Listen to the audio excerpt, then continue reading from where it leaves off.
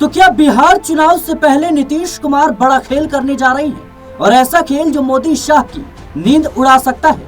नीतीश कुमार के मन में आखिर चल क्या रहा है? नीति आयोग की बैठक, दिल्ली का पावर पैक पॉलिटिकल डे, लेकिन बिहार से उठी सबसे बड़ी सियासी गूंज कि आखिर क्यों नहीं पहुंचे मुख्यमंत्री नीतीश कुमार? क्या ये महज इत्तेफाक है या फिर कोई राजनीतिक रणनीति? आज हम इसी पर बात करेंगे। नई दिल्ली में शनिवार को हुई नीति आयोग की गवर्निंग काउंसिल की बैठक। प्रधानमंत्री नरेंद्र मोदी के नेतृत्व में देश भर के मुख्यमंत्री पहुंचे, लेकिन बिहार के सीएम नीतीश कुमार नदारद रहे। उनका ना पहुंचना अपने आप में कई सवाल खड़े करता है, और यही आज का सबसे बड़ा मुद्दा है कि क्या नीतीश कुमार अब भी केंद्र की नीति और दिशा से खुद को किनारा कर रहे हैं? क्या एनडीए में शामिल होकर भी वो स्वतंत्र राजनीति की राह पर चल रहे हैं? और क्या नीतीश कुमार मोदी शाह से दूरी बना रहे हैं? जब बिहार के मुख्यमंत्री नीतीश कुमार का नाम नहीं दिखा सिटिंग चार्ट में, तो वो कहीं न कहीं राजनीतिक गलियारों में कई सवाल खड़ा कर गया, हड़कंप मच गया। लोग पूछने लगे कि क्या एनडीए में वापसी के बाद भी नीतीश कुमार पुराने तेवर नहीं भूले हैं? नीतीश कुमार ने कहा कि हम नीति आयोग की बैठक में नहीं आए हैं, हम तो प्रधानमंत्री नरेंद्र मोदी और एनडीए की बैठक में आए हैं। भाई वाह, सत्ता में दोनों एक ही है। नीतीश कुमार की बदौलत केंद्र की मोदी सरकार टिकी है, लेकिन नीति आयोग की बैठक में पैर खींच लेना ये अपने आप में क्या दर्शाता है? ये पहली बार नहीं है जब नीतीश कुमार ने ऐसा कुछ किया हो। नीतीश कुमार 2015, 17 और फिर 2022 में भी नीति आयोग की बैठकों से दूरी बनाते रहे हैं।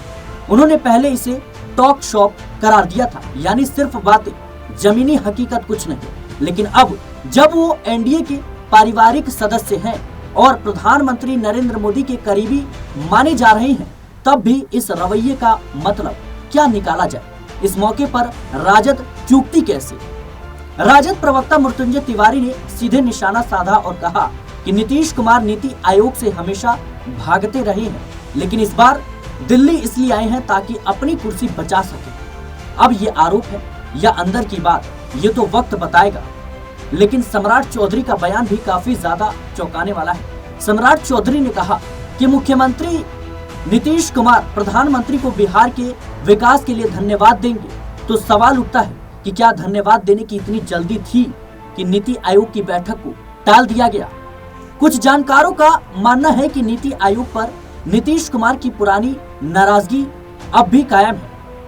वो इसे राज्य के अधिकारों में हस्तक्षेप मानते हैं, लेकिन एनडीए में वापस जाकर भी उसी नीति का विरोध करना क्या संकेत देता है?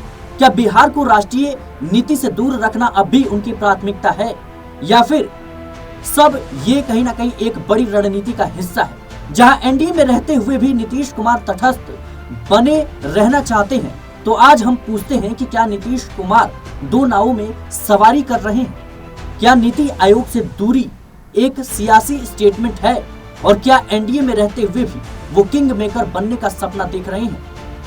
नीतीश कुमार की जो राजनीति है उसको लेकर इन दिनों काफी ज्यादा सवाल उठ रहे हैं। नीति की बात हो या राजनीति की चाल, नीतीश कुमार हर बार सुर्खियों में आते रहे हैं, लेकिन इस बार मामला सिर्फ अनुपस्थिति का नहीं है। इस बार मामला कुछ अलग है, क्योंकि बिहार में विधानसभा के चुनाव हैं और नीतीश कुमार और गुजरात लॉबी के बीच सब कुछ ठीक नहीं है। मामला है विश्वास का, सिस्टम में यकीन का और राज्य की भूमिका का। लेकिन नीतीश कुमार जिस तरीके से दूरी बना रहे हैं, अपने आप में बड़े सियासी उलटफेर के ये संकेत है। बता दें दर्शकों कि जहां एक तरफ नीतीश कुमार एनडीए के साथ रहते हुए फिर से मुख्यमंत्री बनने का सपना देख रहे हैं, तो वहीं भारतीय जनता पार्टी के कई नेता ऐसे बयान दे रहे हैं जिससे साफ संकेत मिलता है कि नीतीश कुमार को कहीं ना कहीं साइडलाइन कर दिया जाएगा। नीतीश कुमार का वही हाल होगा जो महाराष्ट्र में एकनाथ शिंदे का हुआ, यानी चुनाव लड़ा गया एकनाथ शिंदे के चेहरे पर, लेकिन जैसे ही भारतीय जनता पार्टी एक मजबूत स्थिति में आती है और जब बीजेपी को लगता है कि एकनाथ शिंदे के बिना भी सरकार बन सकता है, तो फिर एकनाथ शिंदे को दरकिनार कर दिया जाता है, मुख्यमंत्री की कुर्सी छीन ली जाती है। मजबूरन एकनाथ शिंदे को डिप्टी सीएम का पद संभालना पड़ता है। क्या यही खेल बिहार में दोहराया जाएगा? क्या यही खेल बिहार में होता हुआ नजर आएगा? ये बिल्कुल भी आसान नहीं है, क्योंकि नीतीश कुमार राजनीति के कोई कच्चे खिलाड़ी नहीं है। नीतीश कुमार कहीं ना कहीं अपनी चालाकियों की वजह से जाने जाते हैं। नीतीश कुमार चाहे आरजेडी के साथ रहे या बीजेपी के साथ, सीएम की कुर्सी कभी उन्होंने नहीं छोड़ी। हमेशा सत्ता उनके हाथ में रही है और यही डर भारतीय जनता पार्टी को सता रहा है। बीजेपी के नेता अंदर ही अंदर इस बात को कह रहे हैं कि अपना मुख्यमंत्री बनाया जाए, यानी भारतीय जनता पार्टी अपने चेहरे को आगे करना चाहती है, अपना मुख्यमंत्री बनाना चाहती है, लेकिन नीतीश कुमार के रहते हुए ये संभव नहीं है। और यही वो बड़ी वजह है कि जिस तरीके से हरियाणा के मुख्यमंत्री नैब सिंह सैनी हाल ही में कहते हुए नजर आए कि सम्राट चौधरी के नेतृत्व में जीत का पताका फहराया जाएगा, ऐसे में बड़ा सवाल यह है कि क्या सम्राट चौधरी भारतीय जनता पार्टी के सीएम चेहरे के रूप में देखे जाएंगे। और आखिर बीजेपी नेता यानी बिहार के डिप्टी सीएम विजय सिन्हा ने क्यों कहा कि जिस दिन बिहार में अपनी सरकार बनेगी, यानी बीजेपी की सरकार बनेगी, उस दिन अटल बिहारी वाजपेयी जी को सच्ची श्रद्धांजलि होगी। तो क्या नीतीश कुमार की सरकार को बीजेपी अपनी सरकार नहीं मानती है? एक तरफ जहां विपक्ष इस बात का आरोप हमेशा से लगाता रहा है कि नीतीश कुमार भले ही मुख्यमंत्री हैं, लेकिन उनके हाथ में सरकार नहीं है, उनके हाथ में सत्ता नहीं है, सरकार तो कोई और चला रहा है। दिल्ली में बैठे लोग सरकार को चला रहे हैं, सत्ता की कमान उनके हाथ में है। तो क्या नीतीश कुमार सिर्फ मोहरा बनकर रह गए हैं? दर्शकों, आपको बता दें कि नीतीश कुमार इस बात को समझ रहे हैं कि भारतीय जनता पार्टी उनके साथ कभी भी खेला कर सकती है, और अगर भारतीय जनता पार्टी की सरकार चिराग पासवान, उपेंद्र कुशवाहा, जीतन राम मांझी जैसे सहयोगियों की कहीं ना कहीं सहयोग से बन जाती है, तो फिर नीतीश कुमार को भला क्यों ही मुख्यमंत्री बनाया जाएगा। क्योंकि नीतीश कुमार सिर्फ राज्य सरकार में बीजेपी के सहयोगी नहीं है, बल्कि केंद्र की जो मोदी सरकार है वो भी नीतीश कुमार की बदौलत ही टिकी हुई है। नीतीश कुमार बैसाखी है मोदी सरकार का, नीतीश कुमार सहारा है मोदी सरकार का, नीतीश कुमार वो शख्स हैं जिनकी बदौलत प्रधानमंत्री मोदी एक बार फिर से कुर्सी पर बैठने में कामयाब हुए।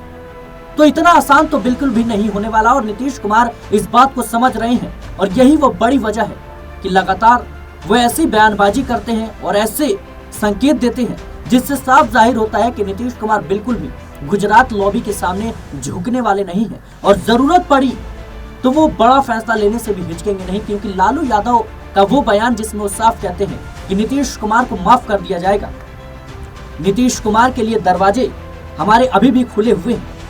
ऐसे में कहीं ना कहीं इस बात के संकेत मिल रहे हैं कि नीतीश कुमार जल्द ही बिहार में बड़ा खेल कर सकते हैं अगर जरूरत पड़ी तो। नीतीश कुमार को साइडलाइन करना भारतीय जनता पार्टी के लिए बिल्कुल भी आसान नहीं होने वाला। फिलहाल इस पूरे मुद्दे को लेकर आपकी क्या राय है, हमें कमेंट बॉक्स में जरूर बताएं। देश और दुनिया की तमाम खबरों के लिए बने रहे नेक्स्ट 9 न्यूज के साथ।